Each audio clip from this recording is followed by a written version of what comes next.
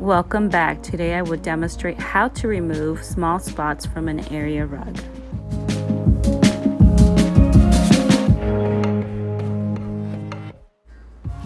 Start off by spraying the area with Simple Green. Now you will need a microfiber towel and a little bit of elbow grease to scrub down these small spots.